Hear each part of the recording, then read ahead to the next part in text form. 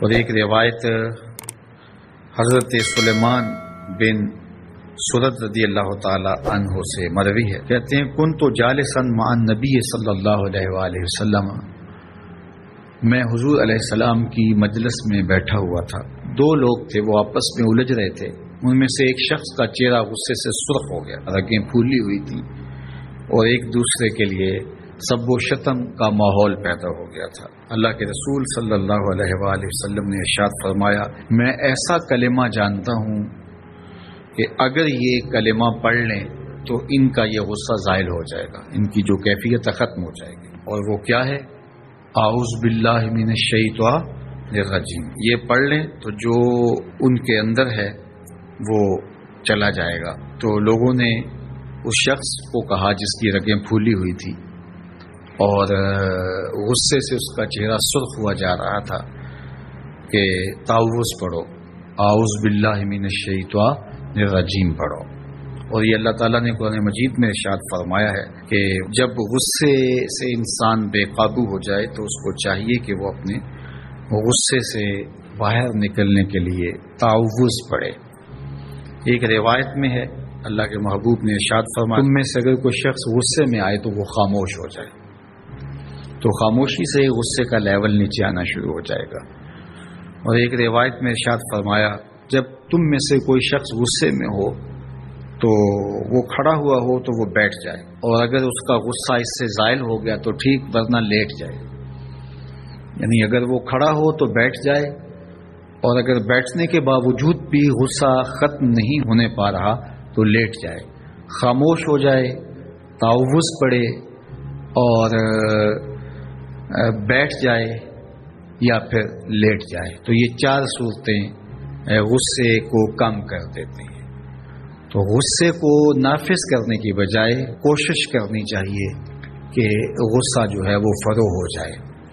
کیونکہ غصے میں انسان ایسے امور کر لیتا ہے کہ بعد میں اس کو سخت پچھتاوا ہوتا ہے۔ تو ایک شخص نے حضور سے کہا کہ حضور مجھے کوئی وصیت کیجئے۔ حضور نے اسے ارشاد فرمایا کہ تو غصہ نہ کیا کر۔ اس نے پھر کہا مجھے وصیت کیجئے، تو آقا کریم نے پھر فرمایا غصہ نہ کیجئے۔ اس نے پھر کہا، یہ بات ایک بار نہیں، اس نے کئی بار حضور سے پوچھی۔ وہ کوئی اور وصیت طلب کرنا چاہ رہا تھا کہ یہ تو ٹھیک ہے، کچھ اور وصیت بھی کیجئے۔ اس سے ایک تو اس شخص کی ذاتی صورتحال ایسی ہوگی، اور دوسری یہ ہے کہ اس نصیحت کی اہمیت کے پیش نظر کہ غصہ جب انسان کو آتا ہے تو وہ مغلوب ہو جاتا ہے اور بہت غلط فیصلے کر بیٹھتا ہے، اس لیے بار بار ایک نصیحت پر تاکید کرنا اور اس کا تکرار کرنا اس امر کی طرف توجہ دلاتا ہے کہ ہمیں معاملات کے اندر بہت معتدل رہنے کی ضرورت ہوتی ہے۔ جو شخص غصے کو نافذ کرنے کی طاقت رکھتا ہے، ایک تو ہوتا ہے کہ بندہ غصے سے خود اپنے آپ کو بے چین کرے گا، لیکن اپنے غصے کو نافذ نہیں کر سکتا، غصہ نکال نہیں سکتا، خود پیچ و تاب کھائے گا۔ لیکن یہ وہ شخص ہے جو غصے کو نافذ کر سکتا تھا، اس کے پاس طاقت تھی، لیکن اس نے اس کے باوجود غصے کو ضبط کیا۔ حضور علیہ السلام نے ارشاد فرمایا، قیامت کے دن اللہ تعالیٰ لوگوں کے سامنے اسے بلائے گا تو اللہ تعالیٰ اسے اختیار دے گا کہ جنت کی حوروں میں سے جس کے ساتھ تم نکاح کرنا چاہتے ہو، جس کے ساتھ تم رہنا چاہتے ہو، تمہیں اس کا اختیار دیا گیا ہے، اس لیے کہ تم نے اپنے غصے کو ضبط کیا، اس کو نافذ کرنے کی طاقت کے۔ یہ بھی ہوتا ہے کہ کسی کو کسی عمل خیر کی توفیق ہو جاتی ہے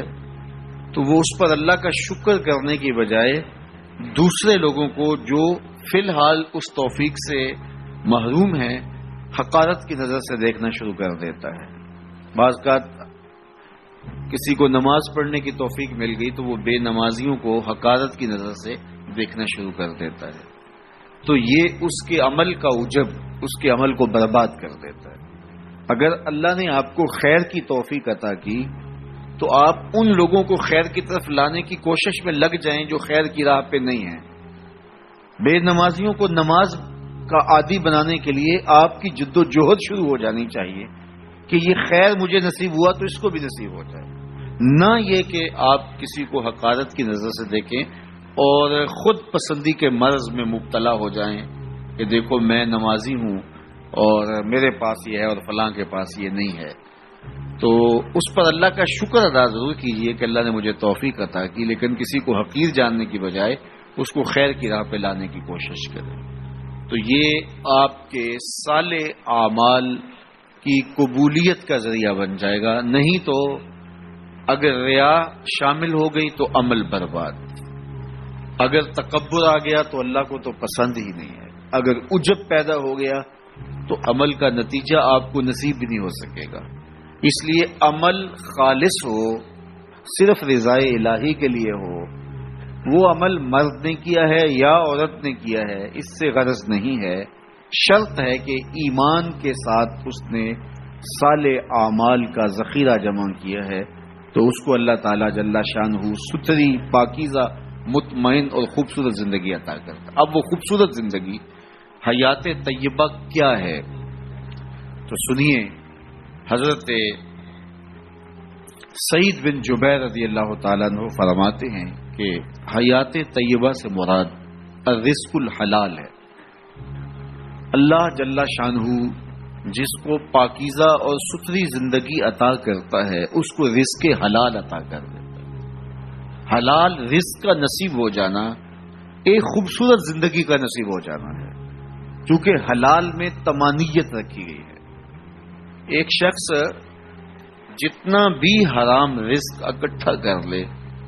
اس کو اس سے تمانیت باطن، سرور باطن نصیب نہیں ہو سکتا، اس کے اندر اطمینان اور قرار نہیں آ سکتا، کیونکہ حرام میں یہ ہے ہی نہیں۔ تو حلال تھوڑا بھی مل جائے لیکن وہ حلال تو وہ باطن کی تمانیت کا سبب ہے، اندر کی روشنی کا ذریعہ ہے، اور ایک سرشار، مطمئن، خوبصورت اور خوشگوار زندگی کی ضمانت ہوتی ہے رزق حلال۔ اللہ ہم سب کو اپنی جناب سے رزق حلال ہی نصیب کرے، اور اگر ہم سچے دل سے یہ عہد کر لیتے ہیں کہ اللہ ساری زندگی تو ہمیں رزق حلال ہی دینا اور ہم بھی ساری زندگی حرام کے ایک لقمے سے بھی اپنے آپ کو محفوظ کریں گے، اللہ آپ کے لیے حلال کے راستے کشادہ کر دے گا۔